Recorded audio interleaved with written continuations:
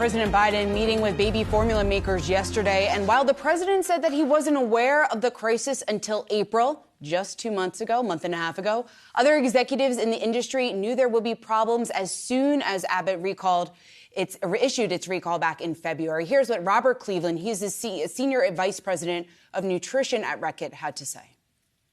We were aware of the general impact that this would have. And so from the moment that that recall was announced, we reached out immediately to retail partners like Target and Walmart to tell them this is what we think will happen. And this is the inventory we have on hand right now. You should order it. And any inventory in your distribution centers should be pushed to shelves as fast as possible. All right, well, our next guest also met with the president. He was at the meeting yesterday. We want to bring in Ron Belldegrun. He's the co-founder and CEO of ByHeart. Ron, it's great to see you. There is a clear disconnect, as you can see, from the timing of when the shortage was first flagged by those of you in the industry versus when President Biden was aware and then the government's response. I guess a two-part question here. Could the shortage then have been avoided? And where's the FDA in all this? How much blame should we be placing on the FDA in this situation? Well, first of all, thanks for having me. Look, first of all, I'll say I think it's great that the administration is pulling together the various stakeholders to discuss, such a critical topic. I mean, this situation is unthinkable. I had my second baby this past weekend. So we noticed. We heard. So that CEO by heart, but as a parent as well. No one should need to experience the anxiety of not having sole source nutrition for their baby. So we were grateful to be included in the conversation. As one of only 5 companies in the country that manufacture infant formula, we feel major responsibility to be part of a sustainable solution to this problem.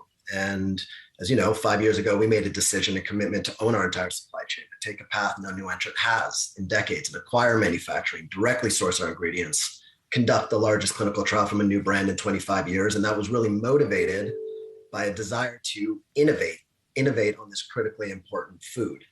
But now, as you point out, we're sitting in the midst of a national crisis, and we feel validated in that approach that we can be part of that sustainable solution.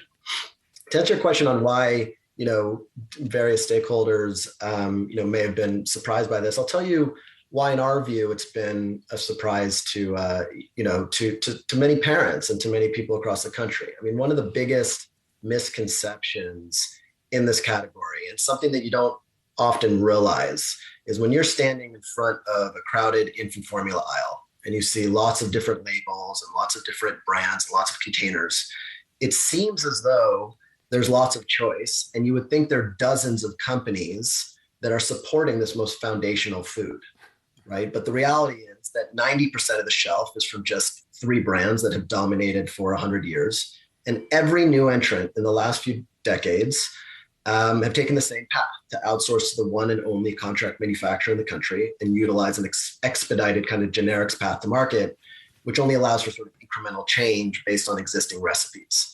So it's actually a much more fragile supply chain than I think many people realized. And that's something that we're kind of seeing now. And Rob, you mentioned those 4 companies accounting for more than 90% of the market, but Abbott itself was more than 40% of the market prior to this crisis. What needs to change in this system? What can the government do, in your estimation, to ensure that we're never here again, that mothers are never watching their babies starve, that we're never watching airplanes fly from foreign countries airlifting formula to the United States? Yes, look, I think it's great, first of all, that the administration is taking steps to provide near-term relief to a really urgent problem. And that's, we have babies out there without sole source of nutrition. So some of the moves that have been taken with import and other are great near-term solutions to get formula into the hands of babies. But for us to never find ourselves in this situation again, we also need some sustainable solutions. This is too fragile a supply chain. This is the United States. We can't be in a situation where one company has a recall and 40% of the country is without infant formula. And the only way to change that is to really invest in new manufacturing and bring on more diversity to the supply chain. So we became the first new manufacturer in over 15 years with our launch earlier this year. We have the most recent FDA registration. We're investing in initiatives that will collectively allow for up to 500,000 new families to get fed, even above our projections. And that's some 15% of new births. And we're very focused on building that infrastructure here in the United States.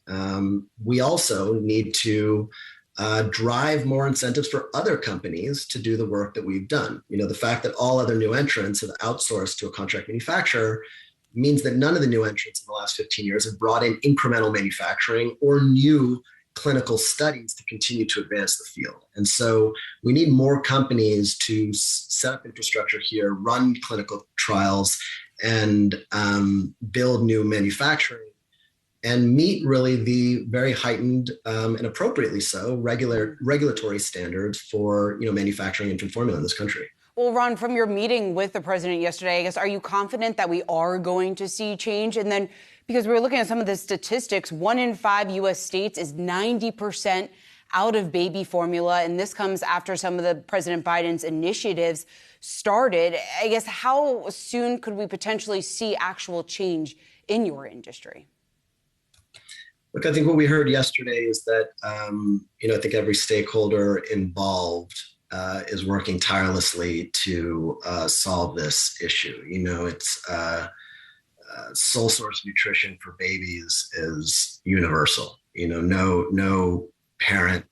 This is the most anxiety provoking idea that one can imagine, to be without sole source nutrition. So I think we heard around the table, each company in this space really working to get us out of this, national crisis. I can tell you, we at ByHeart are throwing everything that we have at this situation. As one of just 5 companies in this country that manufacture infant formula, we feel big responsibility and are taking that responsibility very seriously.